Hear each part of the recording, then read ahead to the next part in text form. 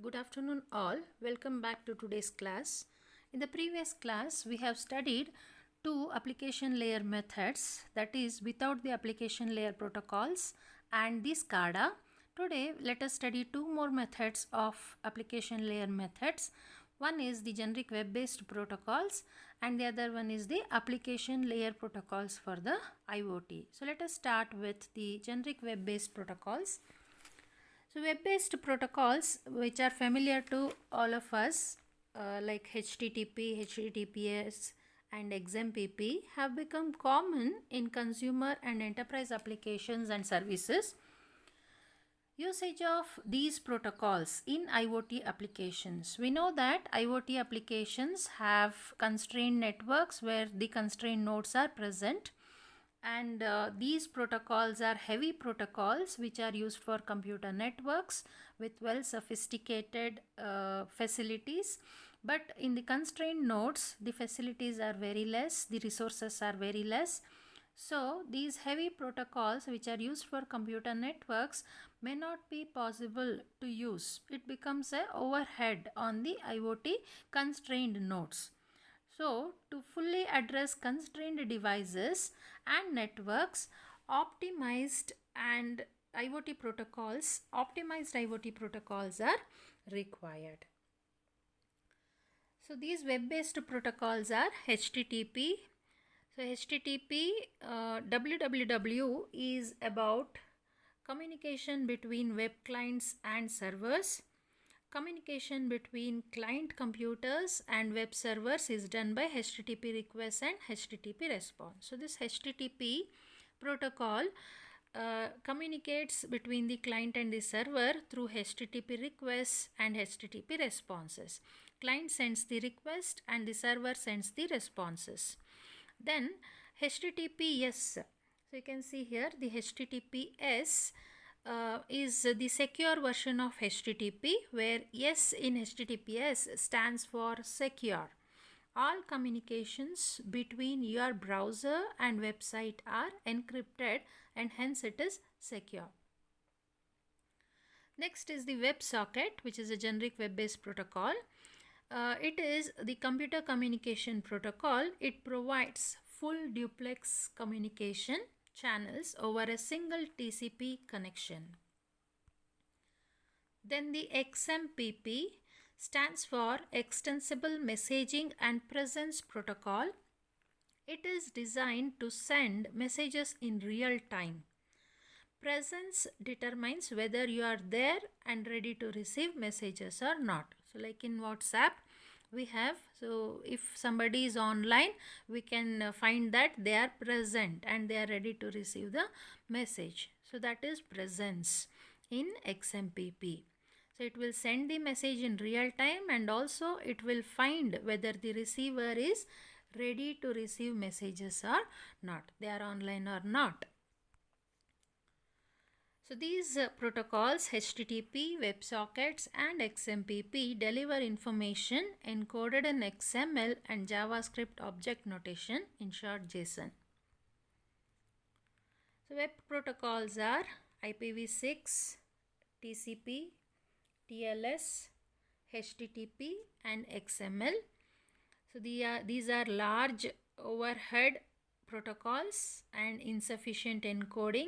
Their size is hundreds to thousands of bytes of overhead, whereas IoT protocols are light protocols. As you can see, we have studied already the 6LoWPAN, UDP, DTLS, CoAP, which we are going to study today in the upcoming slides, and the web objects. So what are these web objects? Web object is a server-side development environment which allows to write database-driven web-based applications.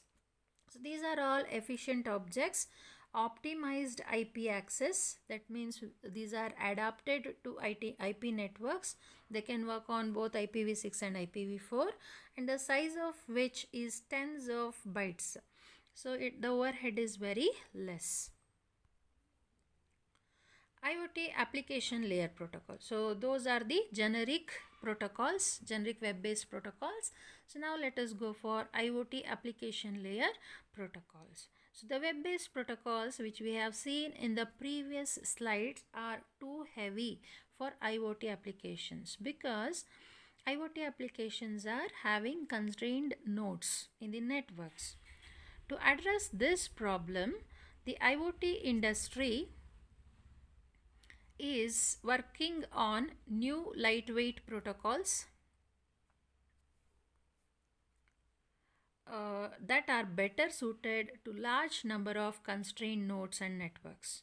So two of such most popular protocols which are designed exclusively for IoT application layer protocols are CoAP and MQTT, which we'll be studying in our next upcoming slides in detail. So here let us see example of high level IoT protocol stack for CoAP and MQTT.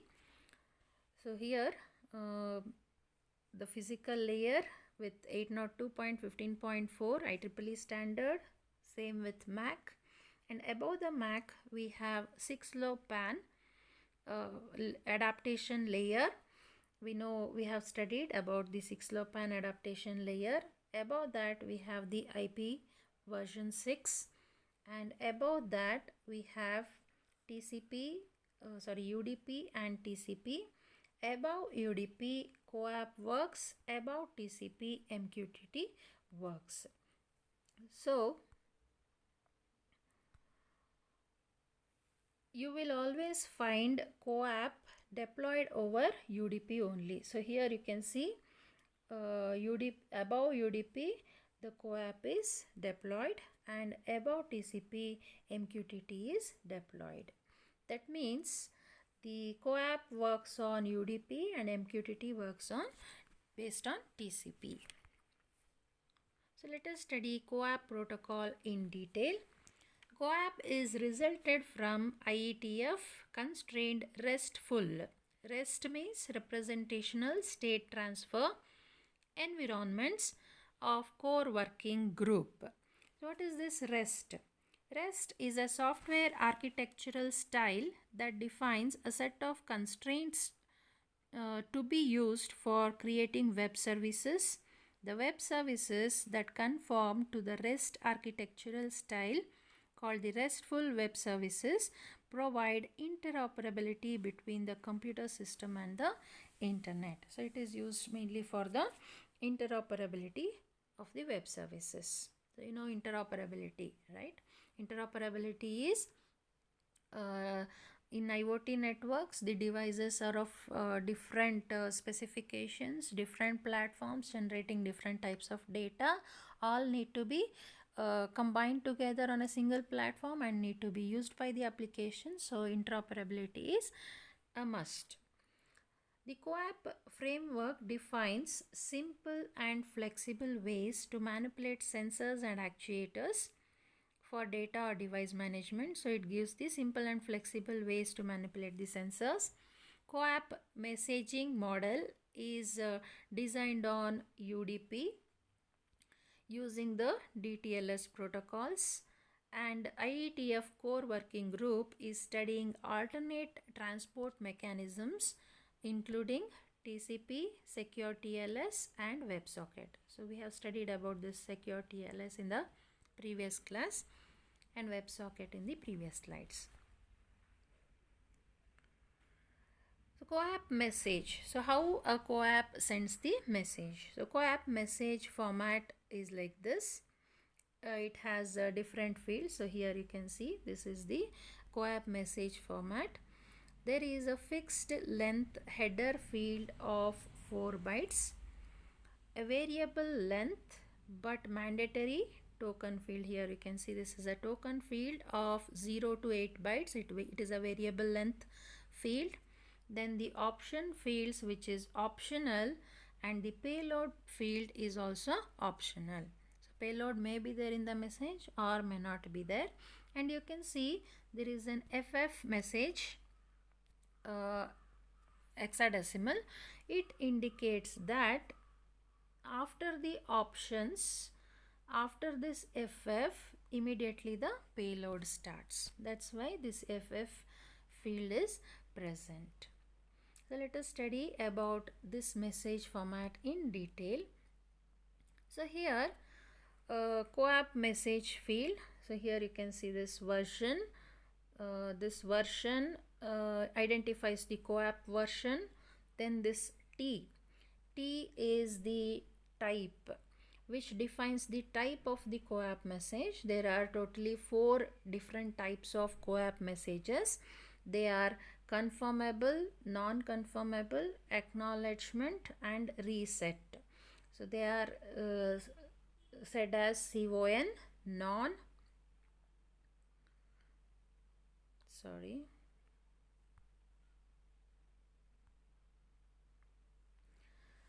CON, non, ACK and RST.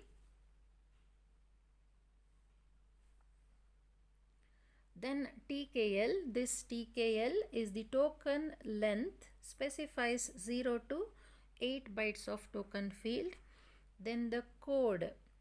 So this code is nothing but the code for response message and response message like get, request method. So it is also borrows some of the methods from the HTTP, similar to HTTP. The CoAP also uses HTTP like methods, get, post, delete, etc. So such kind of response codes are present in this field. Then the message ID. Message ID detects the message duplication. So message ID it is an identification number given for the message to identify the message. So same message ID is used for acknowledging back of the received message. Then the token with the length specified by TKL correlates requests and responses. So what is this token? Token is used to match requests with responses. So this token is used to match the requests with responses. Then this options specifies option number, length and option value. So capabilities provided by the options field including specifying the target resource of a request and proxy functions. So what is a proxy? Proxy is intermediary for requests from clients seeking resources from servers that provide those resources by masking true origin of the request. So who is requesting, that origin will be masked by the proxy to the server. So server will not know who is requesting. So that is the proxy. Then payload. Payload here it is optional. So payload carries the CoAP application data, what need to be sent, actual message, that is the payload. And this I have told you FF to indicate immediately after this FF the payload starts. So these are the fields. See, these are the different fields of CoAP message. So message ID samples. So here in the previous slide we saw here there is a message ID field in the CoAP message. So that message ID example, so that message ID starts from 2 to 5.31 response messages are there. So some of the samples are given here. So here for example 2.01 is created, indicates that the created message. Then 4.04 for telling not found. Then 5.00 is a server error message and 4.13 is too large. 5.05 is proxy unsupported. So these are some of the samples of message ID responses. Then CoAP can run over both IPv4 and IPv6. It is backward compatible. It is recommended that message fit within a single IP packet and UDP payload to avoid fragmentation. So it is recommended that the message fits in a single packet so that fragmentation should not be done. For IPv6 the MTU size is 280 bytes. This we have studied already. The maximum CoAP message size could be 1152 bytes, including 1024 bytes of payload. Including everything, it is 1152. So IPv4 MTU size is 576 bytes, and the fragmentation across the network exists, and you should limit themselves to more conservative values by setting this don't fragment bit. So there is a don't fragment bit in IPv4 which is set to 1 to say that do not fragment, and set to 0 to say that it may be fragmented. If the message needs a fragmentation, the don't fragment bit is set to 0, indicating that the message may be fragmented, and DF is set to 1, indicating that the message do not be fragmented. Okay, this diagram tells you CoAP, that is CoAP communication in IoT infrastructure. So here there is a client and these are the servers. This is a network management server. So client sends the request, HTTP request, to the different networks, IoT networks. So this is one IoT network. This is another IoT network, and hence so with the communication may happen within a single network, or it may be between two different networks also. So here HTTP requests may be sent from network management server to the network management server to the network, and here it is processed and response is sent back, and there is a proxy here.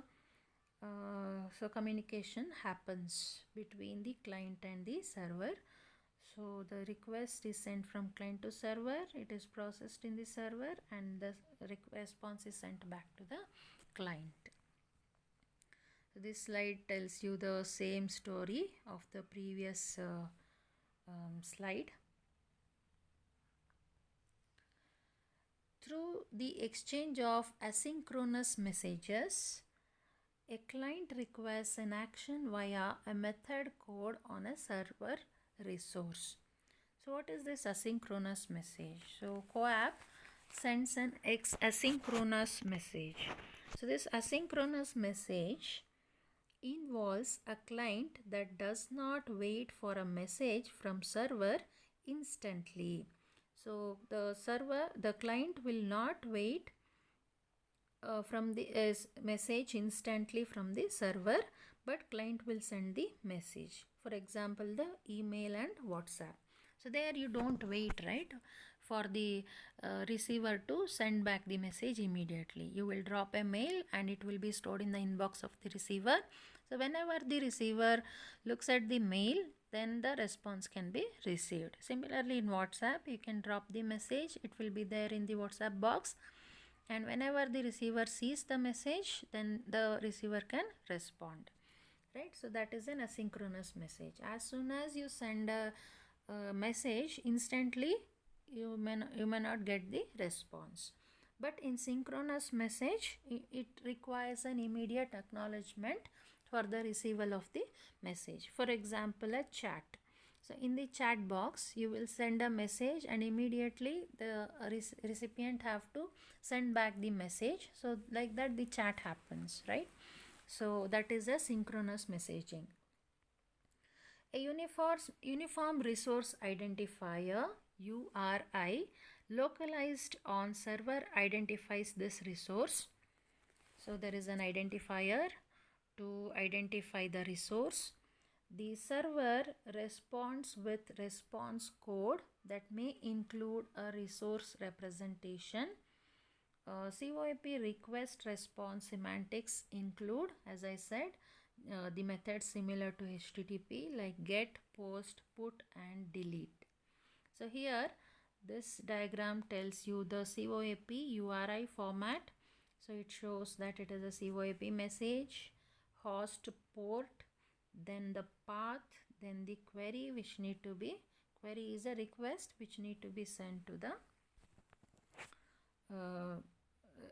server.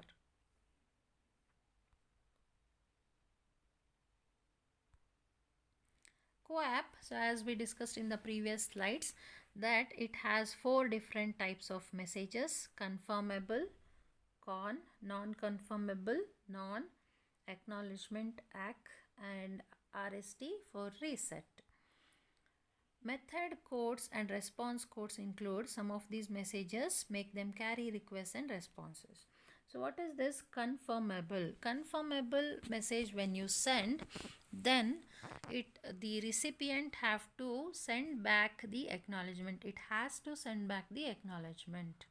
Non-confirmable means the server will send the message, the client will send the message, but the acknowledgement may not be, it is not expecting an acknowledgement.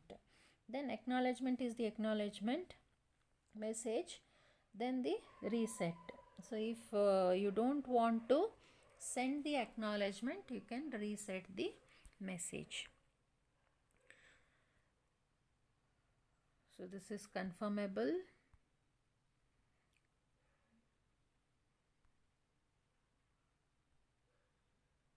Non-confirmable. So here, if a recipient can't process a non-confirmable message, then a reset message is to be sent. So here you can see the CoAP request response model. So client will send a confirmable message and the server will send the acknowledgement. So in the confirmable message, there should be an acknowledgement sent from the server, but in the non-confirmable message, the client will send a non-message, but it is not necessary that the server have to send the acknowledgement. So here you can see a CoAP reliable transmission example. There is a client here in the utility operations center, and there is a server here which is sending the temperature sensor information of the context where it is deployed. So here this client will send a con message with 47 as the ID. This is the message ID. By a method called get, what it need to get? The value of the temperature. So it is sending the confirmable message. That means it has to receive the acknowledgement, and what operation to be done? It is telling that the get operation have to be done.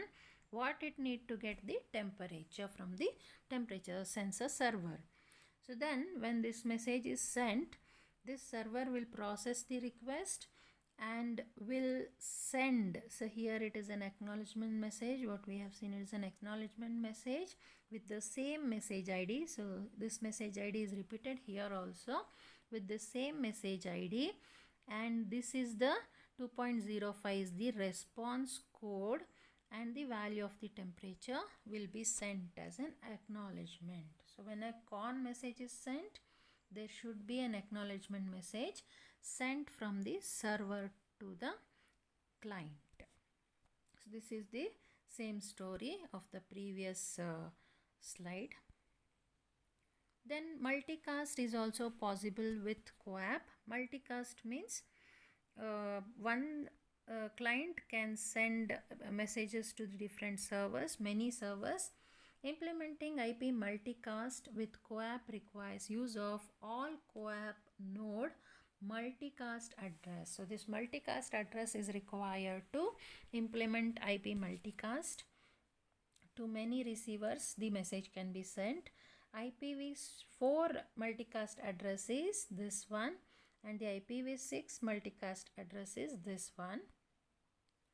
These multicast addresses are joined by CoAP nodes offering services to other endpoints, listening on the default CoAP port 5683. Therefore, endpoints can find available CoAP services through multicast service discovery. A typical use case for multicasting is, for example, if you would like to upgrade the firmware of a group of IoT devices all together.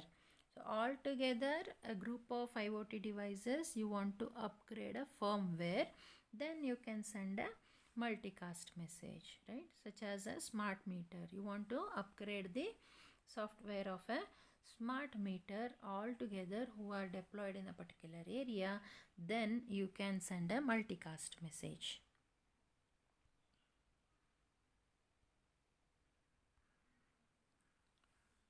Okay, so next one is MQTT, message queuing telemetry transport. This is another important IoT application layer protocol. CoAP, that is CoAP, as well as MQTT, both are very important questions with respect to examination, and both are very important lightweight IoT, exclusively designed for IoT protocols. So let us study about MQTT. At the end of 1990s, engineers from IBM and Arcom were looking for a reliable, lightweight and cost-effective protocol to monitor and control a large number of sensors and their data from a central server location. So IBM and Arcom were looking for a lightweight and a cost-effective protocol to manage the sensors in the server. So the context may be in an industry like oil and gas. Their research resulted in development and implementation of MQTT protocol.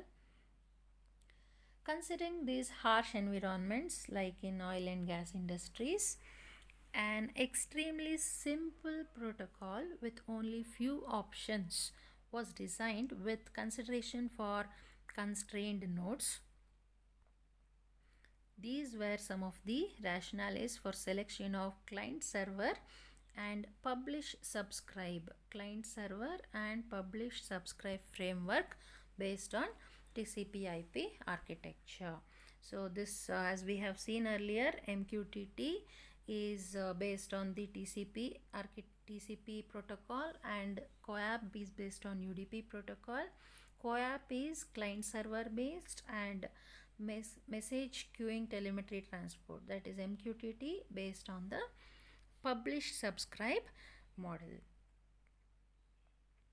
So let us see what is this publish subscribe framework. So this diagram tells you the MQTT publish subscribe framework. So here there is a publisher. Here these are the subscribers. So there can be multiple subscribers for one publisher, and there is a broker, which is an MQTT server, who will mediate the communication between the publisher and the subscriber. So when you look at the subscriber and publisher, you may remind about the YouTube, right? So you'll be subscribing for different channels. So for one channel there may be multiple subscribers. So one channel is one publisher and there may be multiple subscribers for them, and YouTube can be looked as a message broker. So here there is a publisher who is publishing temperature and relative humidity on the broker, and through the broker these subscribers can subscribe to the temperature and relative humidity values.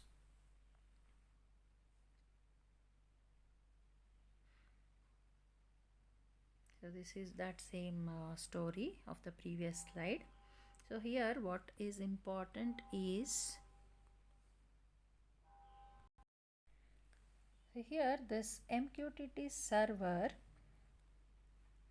handles the subscription and unsubscription process. So this MQTT server, what you saw in the previous slide, this MQTT server will handle the subscription and unsubscription process also. So here I have given a link to summarize the MQTT protocol. So let us watch this video. MQTT simplified. Let us see how it is easy to understand the working of the MQTT protocol. The MQTT architecture is as follows. There is a MQTT broker that is available to everyone, and it has multiple clients that talk to it. The clients can be a sensors, actuator, web application, mobile application, database, softwares, etc. The communication model in MQTT is always a broker-client relationship. The communication of data is always between a broker and a client and never a client to a client. Let's look at an example of a newspaper delivery system to understand this. Bob here has just relocated from Delhi to Bangalore. He needs to subscribe to a newspaper so that he gets it every day whenever it's available. So Bob approaches the newspaper vendor for this. Here the newspaper vendor becomes the broker and Bob the client. He goes to the newspaper vendor and says, "Hey, I'm in Bangalore city and I require Deccan Herald newspaper." So he subscribes to the topic Bangalore/Deccan Herald. The broker has other clients who will be publishing data to it. Deccan Herald newspaper company is one such client that publishes the Bangalore newspaper to the topic Bangalore/Deccan Herald. Similarly, the Seven Times of India. So whenever a new newspaper is available, it is published to the broker. As soon as the broker receives it, he sends that particular newspaper to the client because he has subscribed to the topic Bangalore/Deccan Herald. So whenever a new newspaper is available every day, it is published to the broker receives it and sends it to the client. Suppose Bob wants to have more than one newspaper subscription under Bangalore itself. So what he does, he goes to the broker and subscribes to the wildcard hash. What this does is any newspaper published inside Bangalore will be available to him. So here Deccan Herald as well as Times of India. So the summary is as follows. The data is always transferred between a broker and a client. One broker can have many clients, but a client can have only one broker at a time. A client can subscribe to many topics but can publish to only one, and multiple subscriptions to a subtopic can be done using the wildcard.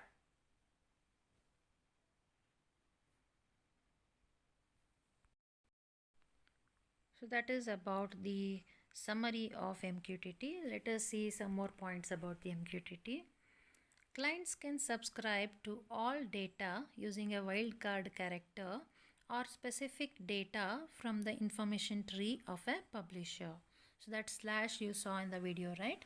So using that you can subscribe to a specific data, a Deccan Herald or a Times. In addition to the presence of message broker in MQTT, decouples the data transmission between clients acting as publishers and subscribers. Publishers and subscribers do not even know about each other. MQTT message broker ensures that information can be buffered and cached in case of network failures, right? So whenever an MQTT publisher publishes the data, the MQTT message broker will see that the information is buffered so that it is available to the client in case of any network failures. This also means that publishers and subscribers do not have to be online at the same time, right? In YouTube, whenever a publisher publishes some new information, you will get the notification. But if you are not online, it will be there with a subscriber. So when you become online, you can see the information which is published by the publisher. The MQTT control packets run over a TCP port. The port number is 1883. TCP ensures an ordered lossless stream of bytes between MQTT client. So we have already studied the different advantages of TCP protocol. MQTT contains a small header of 2 bytes compared to 4 bytes of CoAP. So CoAP has 4 bytes. We have seen that message format, right? There we had 4 bytes of message header, whereas MQTT have only 2 bytes of message header and the overhead is little less than the CoAP. The first MQTT field in the header is message type, which identifies the kind of packet within a message. We'll see the format of MQTT message type. There are 14 different types of control packets specified in MQTT version 3.1.1. So let us see what are they. This is the message format of MQTT, where we have the type of the message, dupe, QoS, retain, remaining length, variable header, it is optional, and payload is also optional. So let us see what all these fields will tell you. As we have discussed, there are 14 different message types. Let us see what are the different message types. So message type is this field. See, this is only 1 byte. Message type. So there are 14 different types of messages. The first one is the connect. Client to server, it is requesting for connect. Then connect acknowledgement. Then publish for publishing the message. Pub ack for publishing the acknowledgement. Pub receive is for received, publish received. Pub release, pub rel for publish release. Pub comp for publish complete. Subscribe for subscribing request. Sub ack for subscribing acknowledgement. Unsubscribe for unsubscribing request. Unsub ack for unsubscribing acknowledgement. Ping request, ping response, and disconnect is for disconnecting the client. So these are the different 14 message types supported by the MQTT message. The other fields which we have seen here in the message format, dupe,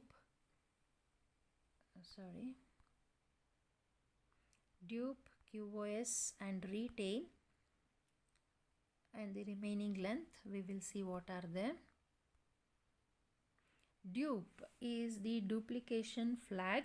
When it is set, it allows the client to note that packet has been sent previously but acknowledgement is not received. The packet is already sent but the acknowledgement is not received, then the duplication flag is set. Then QoS header. It allows for selection of 3 different QoS levels. We'll study in the next slide. QoS 0, QoS 1 and QoS 2. Then the retain flag notifies the server to hold on to the message data. Means it will retain the message. Then remaining length, it specifies the number of bytes in the MQTT packet after this field. So after this remaining length field, how many still bytes are there in the MQTT packet is specified by this remaining length. So QoS 0, 1, 2 as I said. So what is this QoS? If QoS is set to 0, it means that at most once a delivery, the publisher sends message only one time. It transmits once to the subscriber. No response by the receiver will be expected, and also no retry by the sender. So only once it will be sent, and response is also not accepted, and retrial by the sender is also not done. So the message arrives at the receiver at once or not at all. It is not checked also whether it is received by the receiver or not. So at most once. Only once it will be sent, and no retrials, no acknowledgements. QoS 1, at least once a delivery. That means at least once it will retry. If the published message is not acknowledged, the pubback packet. So publish acknowledgement means pubback message, right? So if it is not received, it will be sent again. The message will be sent again until it reaches at least once a trial will be done. QoS 2, means it is the highest quality of service level. Each packet contains an optional variable header, which we saw in the message format, with a packet identifier. The first step, acknowledgement, is done through publish receive packet pair, and second is done through publish release and publish complete packet pair. That means it provides a guaranteed service known as exactly once. It retries, this QoS level retries as long as the message is delivered to the receiver at least once, exactly once. Okay, so it will retry until the message is delivered to the receiver. So this is the QoS flow: QoS 0, QoS 1, QoS 2. So these are the subscribers, these are the publishers, so who will achieve different levels of QoS through the MQTT server, or it is called as a broker. So I have given the MQTT summary in this video. So if time is there, then we will watch this video at the end. We have some more things to discuss. So then here we have a comparison between CoAP and MQTT listed here. So what are the comparisons between CoAP and MQTT with different factors listed here? The first factor is main transport protocol. So what transport protocols CoAP and MQTT uses? So CoAP uses the UDP protocol and MQTT uses the TCP protocol. This is a very important question. Compare the CoAP and MQTT protocols. Then messaging, what type of messaging is used by them? CoAP uses request response messaging and MQTT uses publish subscribe messaging.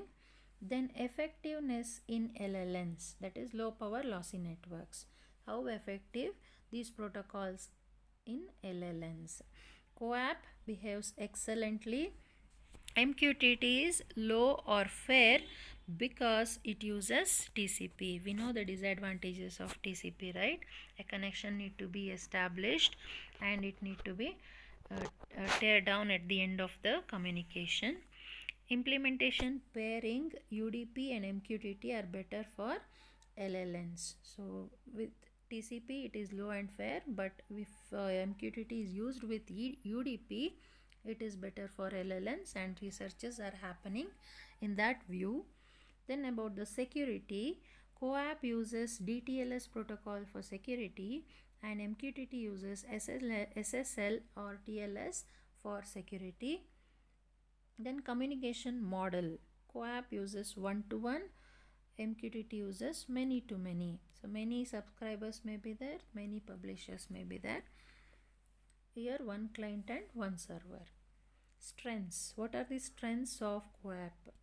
CoAP is a lightweight and fast with low overhead and suitable for constrained networks, uses a RESTful model and easy to code, easy to parse and process for constrained devices, support for multicasting, asynchronous and synchronous messages. Both it will support, asynchronous and synchronous.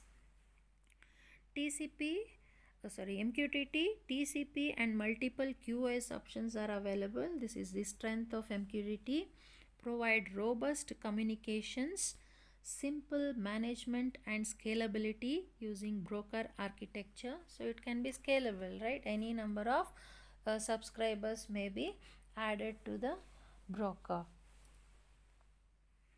Then the weakness of CoAP, not as reliable as TCP. We know that TCP is much reliable than the UDP.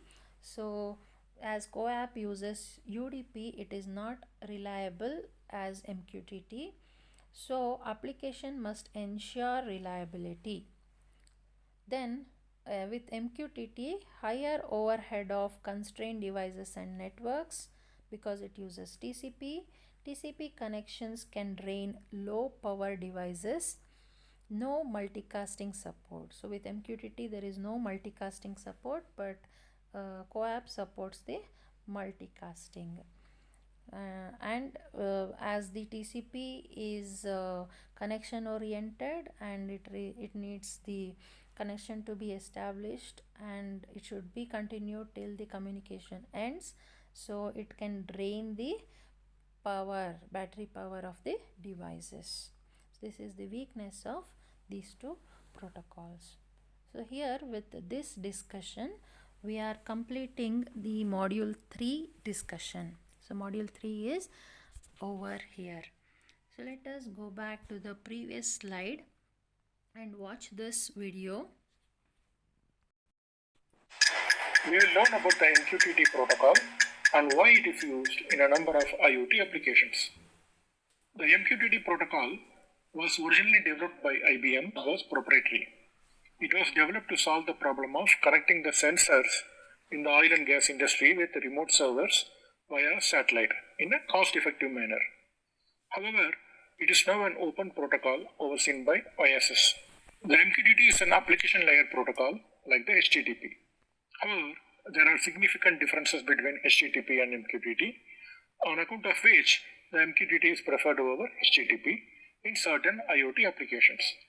To start with, the HTTP is a document-centric request-response protocol for client-server computing. The HTTP is the foundation of the World Wide Web. However, it is not specifically designed for machine-to-machine communication. The MQTT, on the other hand, is a machine-to-machine data-centric lightweight protocol designed to operate in resource-constrained environments. A lot of IoT projects require the devices to operate under a variety of resource constraints like limited processing capability, unattended network operation, highly unreliable networks, energy constraints, and so on. In such constrained environments, the MQTT is much preferred over HTTP.